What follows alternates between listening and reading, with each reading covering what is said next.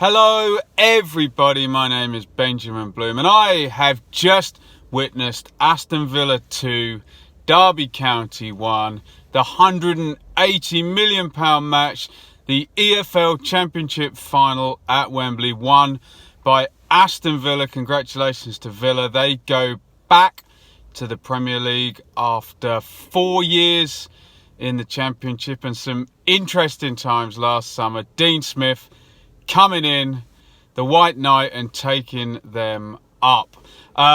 It was a bit of a tense occasion, but Villa got two in front, Derby pegging them back late on, and this is how it went down. Villa lining up. If you watched my preview video, I've got this team bang on, but I won't break my arm slapping myself on the back for that. Steering goal, El Mohammadi, Tuanzebe, Mings and Taylor are the back four. Hurahan is the deep lying playmaker. Adoma down the right, Grealish and McGinn in the centre of midfield. El Ghazi down the left, important game from him. Abraham up top. Derby, I wondered what they would do. I thought that the 4-4-2 diamond thing Lampard did against Leeds was just for Leeds, but apparently not. He goes with the same shape today, and that means Mason Bennett up front again. So Roos in goal, Bogle, Keogh, Tamori. We knew Cole was probably going to play left back after Scott Malone's red card. Huddleston drops into that deep midfield position. No Dwayne Holmes today. Mount centrally, slightly ahead to the right. Johnson centrally, slightly ahead to the left. And I mean, when you even say those two players' names, you know that Johnson is going to kind of float backwards and Mount going to kind of float forward. So not the best balance in the world there. Wilson more central than we normally see him. He's at the tip of the diamond. Lawrence is supporting Bennett. Up front, Waghorn and Marriott both on the bench. We don't know how fit Waghorn was, but we know that Marriott was fit. So interesting selection there. I assume Huddleston over Holmes is a fitness thing. Maybe it isn't. We'll find out afterwards.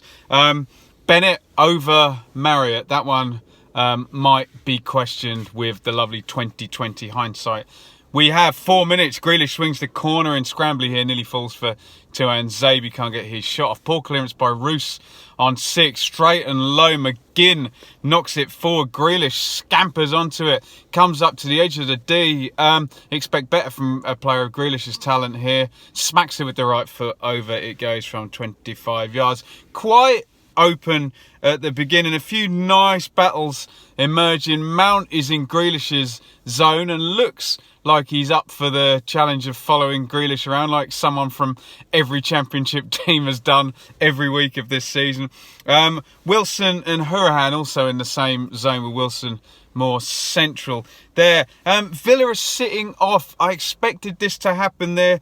They're going to do a mid-block. They're not going to press the centre-backs, but they are going to press the full-backs. So the pace does slow down a little bit coming up sort of 15 minutes. A lot of traffic in midfield and a few niggly fouls starting to happen. Hurahan with the corner on 16, nodded out to McGinn. We know he scored that brilliant volley against Sheffield Wednesday earlier in the season, but Ashley Cole is closing him down. He can't get good contact on that one. Drifts wide from McGinn, and McGinn and Grealish are swapping around. They're trying to find space. There is a constant battle to find space in that midfield. Derby look kind of set up with Huddleston directing things to just close those two guys down in the midfield. Bogle, he beats El Ghazi here. El Ghazi pulls him back for the first yellow card of the game. Fed into Abraham on 32. Spins well. Drives at the centre half. He wants to open up and shape it. Right-footed, that old Dennis Bergkamp shot, but not very Dennis Bergkamp. This one over it goes. Huddleston switched out to Bogle nicely. He lays it off first time into Mason Mount. He's forward in the inside right position as you'd expect in that midfield. Diamond shoots from the angle outside the box straight down Steers' throat. First shot on target in the game. 36 here, 40. Mount swings the corner over. Keogh up well. heads over the top, standing jump here. Difficult chance there to get on target. So as we approach half time, you would say Villa started the better. The pattern of the game emerges in the middle third of the first half. I think Derby were just edging it, but just before half time, key moment, because Aston Villa take the lead, and for once they get a run on Derby. We knew there was no space down the middle of the pitch, but when Conor Hourihane pings this one into the channel for Adoma to chase after, they've got some space out wide, and for once they're in behind. Adoma has got the run on Cole. Adoma holds it up. El Mohammadi really nicely forward, supporting him. He's laid it back, Adoma, to El Mohammadi. One touch, but El Mohammadi, all he's got in his mind, set this ball, cross this ball. He's quite deep, so he can put some outswing on it. El Mohammadi takes the touch, swings it across for the right foot. He's looking for Abraham, I guess, but El Ghazi has made the run from left wing, and he's got ahead of Bogle. El Ghazi's in front. It's a really nice cross shaped in there. He's about 6-8 yards out. El Ghazi stoops for the header, and a really good header. He redirects the cross. There's not that much pace on it, and it's into the corner past Roos in the goal, and Villa have the lead. It was really, really tight. It was going to take something like that, a counter-attack, a bit of space, early ball, bang, bang, bang, and always good when the right winger has it. The left winger needs to get in the box. El Ghazi, he does exactly that. And just before half-time, in a very tight game, Villa take the lead. The whistle goes for half-time. Really tight, like I keep saying. Probably one effort on target each in that first half. Really congested in the midfield. We saw Derby do this at Leeds, try and tighten it up there. Not much doing for Grealish or McGinn in the first half, and not much doing for the Derby fullbacks. It's like all the attacks cut off by the other team at inception, and that kind of breakaway goal and quick decisive play from Adoma, El Mohammadi, El Ghazi gives Villa the lead in a tight first half. In we go, second half, 47. Great run by Abraham. He's taken down by Bennett, but as he goes down, he actually plays it through, I think, either to Grealish or El Ghazi. And the ref should let that one go and then book Bennett afterwards, but he pulls it back for the free kick. Yellow for Bennett. Tetchy now. Hourihane goes through Wilson. Another yellow. Huddleston clatters Grealish. Doesn't get a yellow for that one. Slightly surprised. Then Tamori through McGinn, all in the space of about 3 minutes here. Yellow card for Tamori. They're coming thick and fast. 51. Roos heart in mouth here. He doesn't want to do a Dylan Phillips like he did for Charlton yesterday and cost his team a goal. He can't get it out of his feet. McGinn in and closes down, and Roos has to take evasive action. Bit of butterflies for Kelle Roos in goal, and on 59 minutes, is it still in his brain? Because match point, decisive moment, and it's a big mistake by the Derby goalkeeper. Worked out left to El Ghazi. He receives the ball, feints that way. He's going to come inside, running laterally across the box. He hits the shot with his right foot. It's charged down. It bounces up in the air. John McGinn's got his eye on it, and Kelle Roos should have his eye on it because he has a height advantage and he can use his arms. On McGinn, I don't know what is thinking here. The ball falls down and McGinn steals in. Roos is not strong enough, not decisive enough. I don't know whether he gets his angles wrong or he just doesn't see McGinn coming, but McGinn steals in front of him from virtually the goal line and knocks it into the goal from point blank range. Oh dear, Villa, are they in an unassailable lead now? It's 2-0 just on the hour mark, and really killer goal, and Roos should be coming out and claiming that all day. 2-0 Villa. Here comes Lampard. As I said, easy to say with hindsight, but Marriott comes in now. Huddleston, off he goes. It's a 4-2-3-1. Mount drops back and joins Johnson in a deeper central midfield position. Bennett is going to play in his natural position down the right. Wilson's going to stick in the number 10 position. Lawrence down the left with Jack Marriott up front. It may not have been the best configuration to stop Aston Villa, but certainly when you read those players' names out, other than maybe Mount, who could do with being a bit farther forward, it certainly suits the personnel a little better. 64, slipped forward by McGinn to Grealish, moves towards the D, low right footer, drags it wide there. Doesn't really happen for Grealish right through these playoffs to be, actually takes the fight in the first game, but today, not in this game, no. Waghorn on for Bennett, 68 minutes, straight swap. Waghorn is going to play in the 4-2-3-1. He's going to start over on the right hand side, but he'll soon swap with Wilson and be a bit closer to Jack Marriott. 69, McGinn, he's playing really well now. He's got the bit between his teeth. Like great Scottish players of the past, he's got a mixture of tenacity and real skill, and he shrugs his man off the ball, swings it out wide to El Ghazi. He hits the right footer, curling in straight down Roos's throat. There, Mount here on 70, lovely ball inside the fullback. Taylor gets caught out by Bogle. Bogle's got the run on him. He's going to get a shot off here, and he hits it near post and into the side netting. No cutback there from Bogle.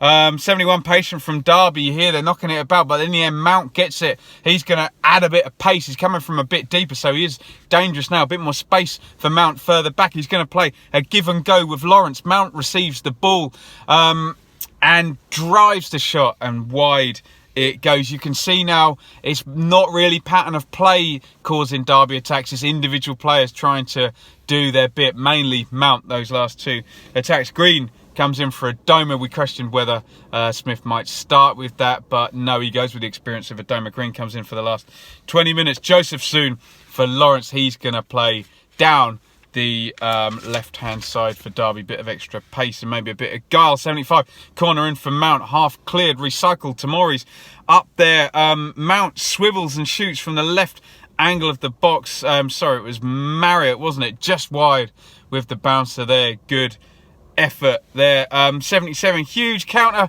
for Villa. Can they break away and make it 3-0? El Ghazi, he powers on. Grealish has got great pace. He's going to overlap. El Ghazi knocks it into Grealish. Grealish, I think if he's on the other side of the pitch, he's going to hit this one with his right foot, but he tries to be a bit too clever, pokes it back to El Ghazi for the tap-in, but doesn't quite work. El Ghazi not quite reading it. Not the best pass from Jack there, and maybe should have opened up his body and tried to curl that one for the far corner. But here come Derby, crossed into Waghorn. Waghorn kind of controls it there, bounces off, and Wilson can take it off him. Everyone converges on the ball, and Wilson blasts that one over. 79, Wilson with the corner here. Waghorn helps it on, big scramble.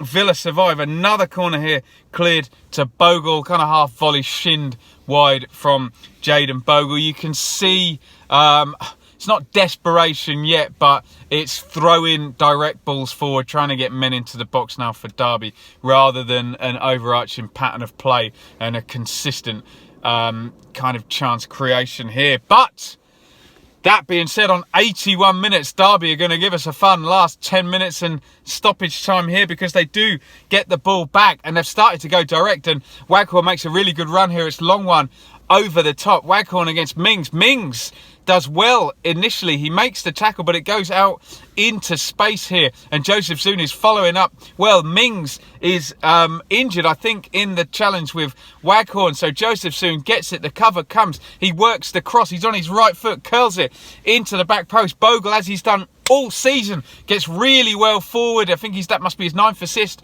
I guess, of the season. The cross comes in. Bogle nods it down. Here's Marriott on the right foot, on the volley. Through it goes, arrows into the corner, through the crowd, and it is 2-1. And can Derby, like they did against Leeds, make an unlikely comeback? Long injury hold straight after that, though. Mings was actually hurt in the challenge with Waghorn. He doesn't look set to continue. Courtney Hauser is going to come on a couple of minutes later.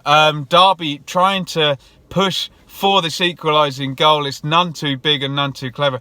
It's direct stuff forward from Derby, and up goes the board for 7 minutes of stoppage time. Yellow for Wilson on El Ghazi on 91. 93, loaded into the box. Johnson heads it on, and Steer comes out and gathered. Other than that, Villa into a nice low block. Good defensive work from all. I think Wilson gets a couple of decent crossing positions, but the quality is not there at the end.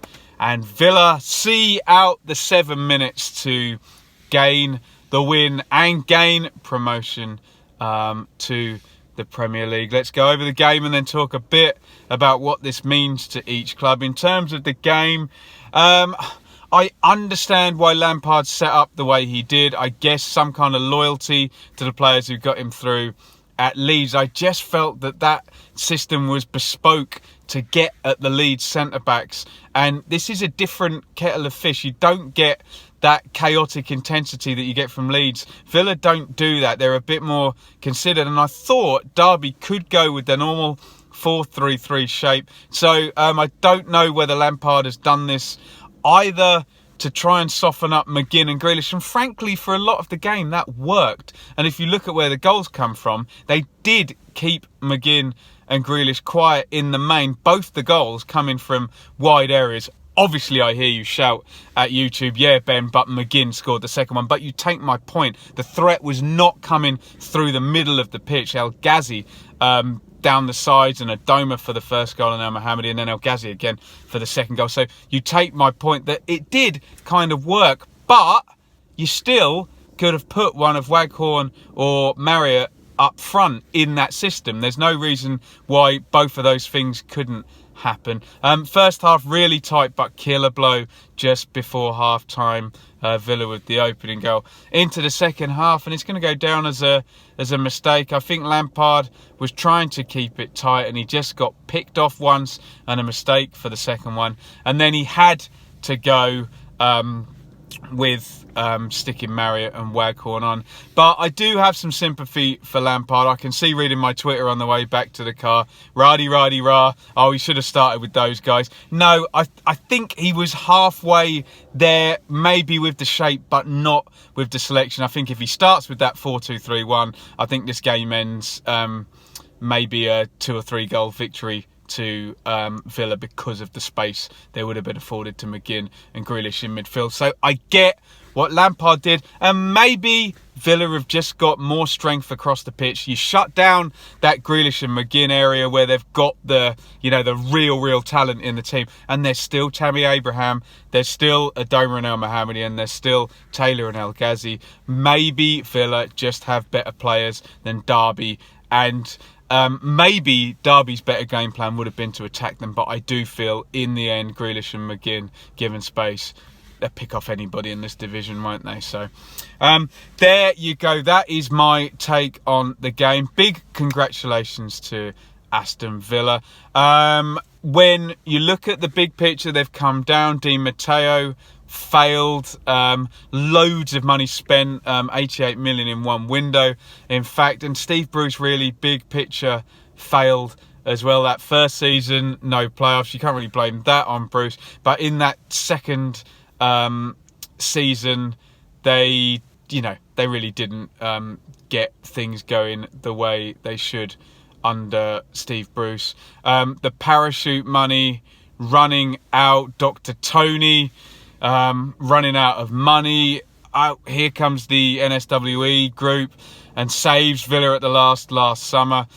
We saw austerity Villa, I think. I know if you're a Rotherham fan or a Millwall fan, you'll say, oh, whoopee-doo. Austerity Villa can still pay Scott Hogan and Henry Lansbury 30-40 grand a week to be reserves. I get it, but the big transfer fees stopped. Even last season, it was Snodgrass, Terry, and who was the other big loan signing? Johnston and Graben. No big fees paid. All the money went into wages, so no assets there.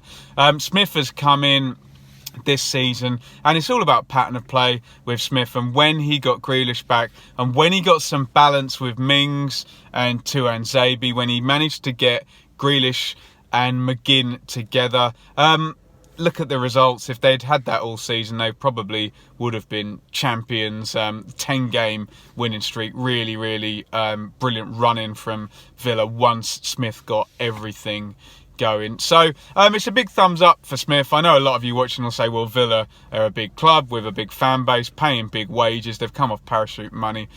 They should really be in the Premier League. And that's where they are now. And congratulations to Villa. And I will miss very much going there next season, and it's a goodbye to the Villa fans who've been following the channel. From a Derby point of view, again, I'm reading my Twitter on the way back. Oh, Derby spent. I don't think you can label any of that criticism at Frank Lampard. You can label that at Derby in past seasons with Clement and Pearson and McLaren and those years. But I think Lampard, really, when you look at it, 6th place, playoff final, defeat by 1 goal. I think you've got to give Lampard a thumbs up for this season. It's his first season in football as a manager. You're always going to be up against 3 teams with a ton of money coming down from the Premier League, and they've got further than Stoke, West Brom and Swansea this in the season where none of the parachute teams even make the top 2. And I think Lampard's done well. He's learning as he goes, and the Championship is a pretty unforgiving place. I think 6th place was a good finish, and given that the Vidra money covered most of the signings in, I know there's a couple of undisclosed fees in there for Malone. I think there's one other, George Evans possibly. But in the main, we know that they spent within their limits. I know there's this FFP thing. Hanging Steve Gibson is after Mel Morris. And there's still this issue of Mel Morris selling the stadium back to himself for it now to be leased back to himself. And that's all going to be looked at. I think that might be a storm in the teacup, but we might see a rule change in coming years on that type of thing. So be interesting to see where Derby go now, because you know what the Championship is like. If you're there and you don't have parachute money coming in, unless you can sell huge assets, it's really, really hard year on year to compete with the teams coming down from the Premier League with those huge boosts of money that they get. So very interesting to see how this affects Derby, and you're looking at possibly these loan players. Wilson won't be there, Mount won't be there, and you start to look at the big saleable assets, and I guess young English player Jayden Bogle, isn't it? That's going to be the one that people are going to go after, and that might be the one that Derby need to ship off to raise money going forward. But I think generally speaking, Lampard did a good job and just came up short, I think we'd all admit, against a better side in Villa today. That's it for me for the season. I've loved following it. Obviously, I'll be back at Derby next year. Won't be back at Villa, so thank you again to all the Villa fans who've watched this year and commented. Don't unsubscribe. Keep watching next season from your lofty perch up in the Premier League. I'll be trying to keep the content going over the barren couple of months that will now ensue. So please do hit me up on Twitter at Benjamin Bloom, or in the comments here with ideas of videos. Be really interested in what people want, because I don't want things to lapse off terribly until August. But hey, it'll be August before we know it. So thank you everybody who's watched a match review this season. I think there's been about 76 of them, so thousands upon thousands, well into the hundreds of thousands now, have watched those. So thank you so much to everybody. Comment, subscribe, hit that bell for notifications. Follow me on Twitter at Benjamin Bloom. And that is it for the I Have Just Witnessed series this season. I will be back bigger, better and more irritating than ever next year. Thank you, Championship fans. It's been a brilliant ride, culminating in Aston Villa joining Norwich and Sheffield United in the Premier League. Goodbye to that lot, goodbye to everyone, and see you for the match reviews next season.